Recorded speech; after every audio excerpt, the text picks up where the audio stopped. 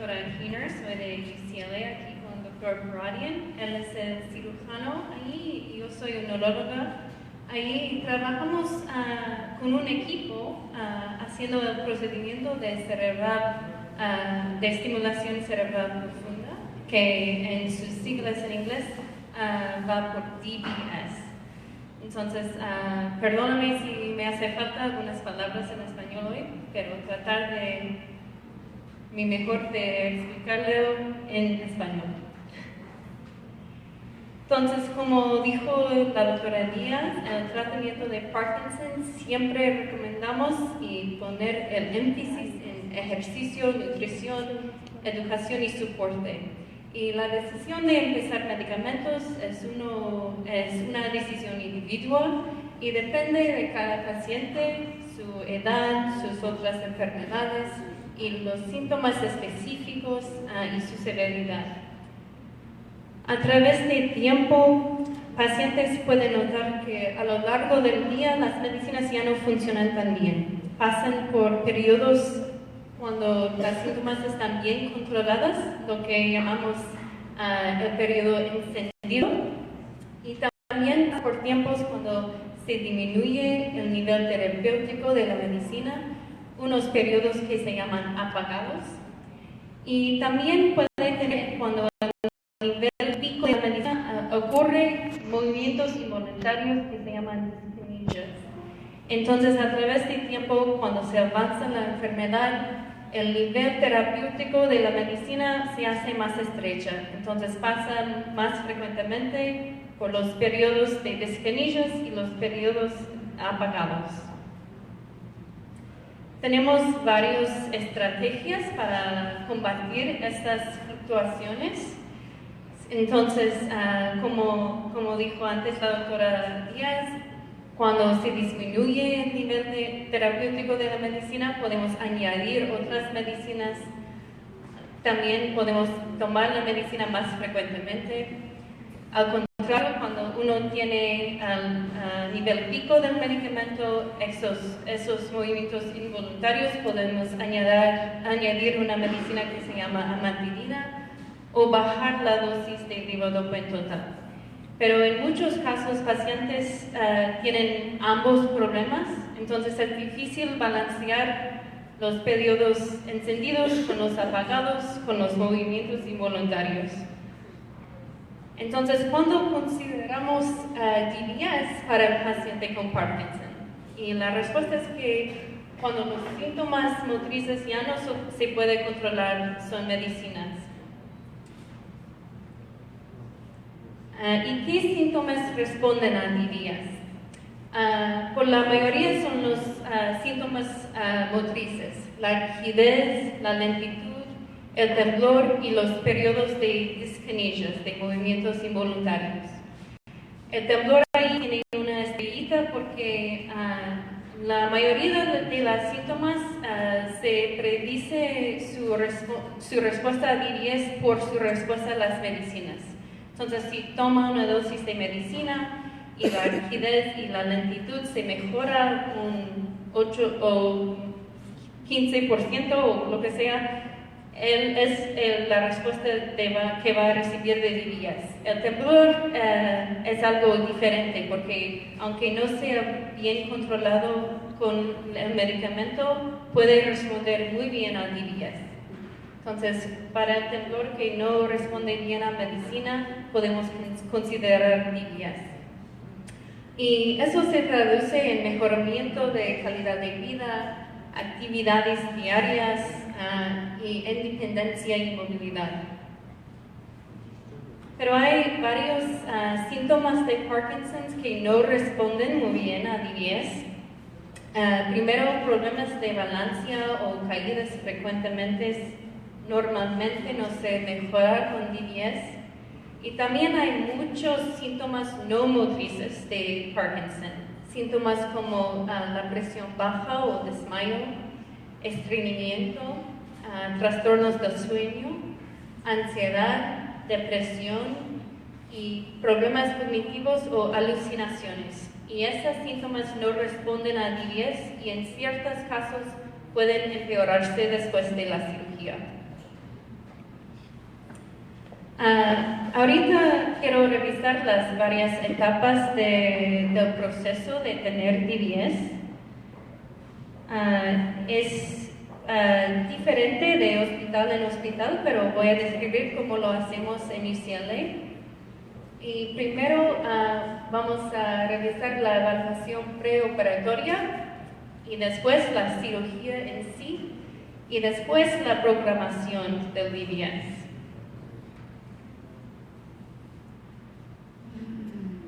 En la evaluación preoperatoria se reúne con un neurólogo y también un cirujano para una consulta donde tomamos la historia clínica y hacemos un examen físico. Y durante el examen pedimos que el paciente venga sin medicamento para ver cómo está su estado sin medicina. Después, en la oficina, toma la pastilla, el medicamento y hacemos un examen otra vez en su estado encendido. Y sacamos un video del examen para comparar qué síntomas responden a la medicina. Porque, como he dicho antes, es la respuesta a la medicina que se predice cómo va a responder a DBS.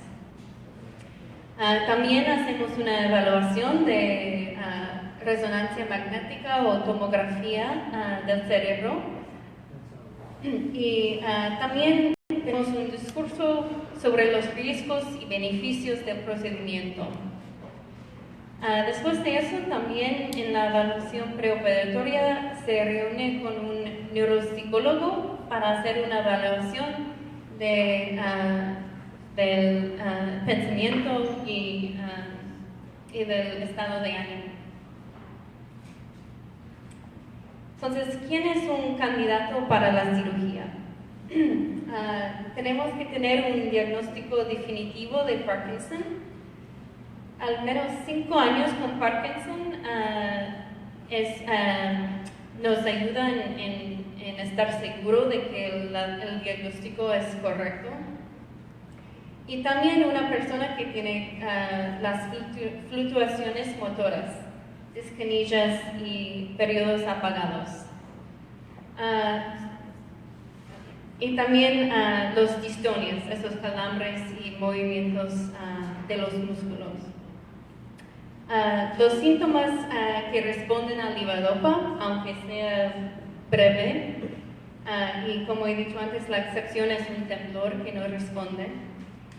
Y personas que no tienen problemas cognitivos o psiquiátricos, porque esos pueden empeorarse después de la cirugía. Tiene que estar en buena salud en general para soportar la cirugía y hay que tener expectativas realistas sobre qué va a ayudar a la cirugía. Puede ver que la edad en sí no se excluye a alguna persona de tener la cirugía, pero sabemos que personas mayores son más propensas a tener problemas cognitivos y problemas con la balanza y caídas.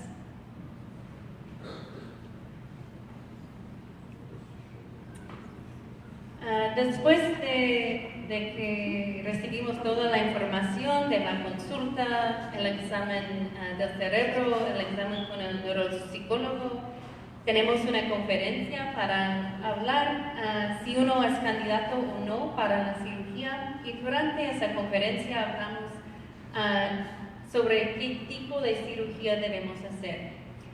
Con el DBS tenemos unas opciones en Parkinson's disease. Podemos hacer el DBS, por ejemplo, en un lado del cerebro para afectar un lado del cuerpo, o podemos hacer los dos lados del cerebro para afectar los dos lados del cuerpo. Y eso depende de los síntomas del paciente. También hablamos sobre dónde debemos poner los electrodos. Hay dos objetivos. Uno se llama el globo pálido y el otro se llama el núcleo subtalámico. Y depende de los síntomas de la persona,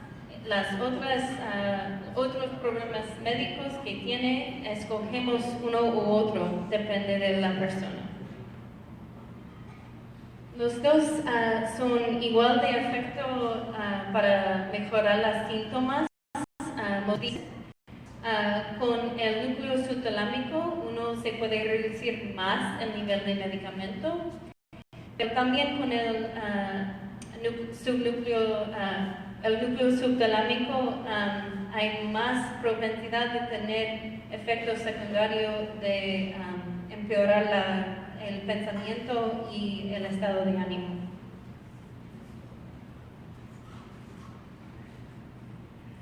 Ahorita en el día de cirugía, lo que pasa es que el cirujano coloca un marco en el cerebro y eso sirve para guiar el electrodo a su objetivo correcto.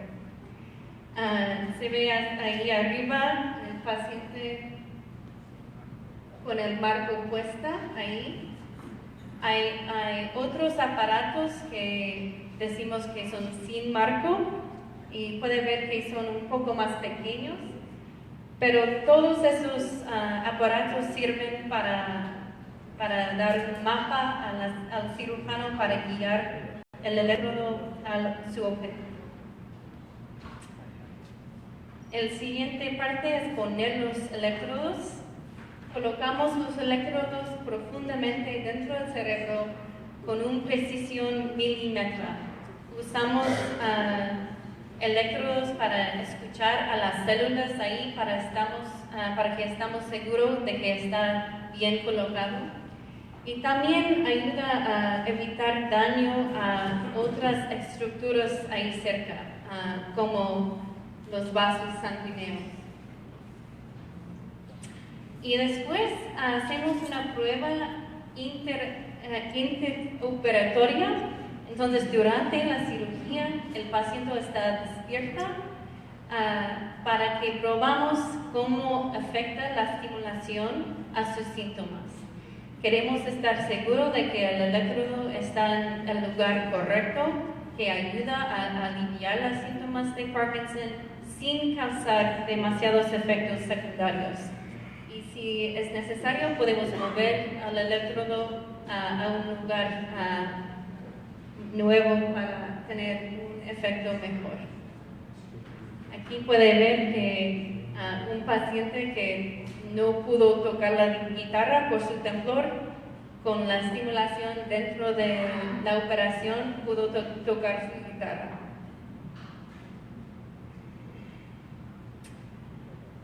Normalmente el siguiente parte de la cirugía se hace en un día independiente, ambulatorio, para poner la batería. La batería se ve como un pacemaker, va debajo de la piel, ahí en el pecho, y se conecta con un cable del electrodo en el cerebro hasta el pecho, donde está la batería.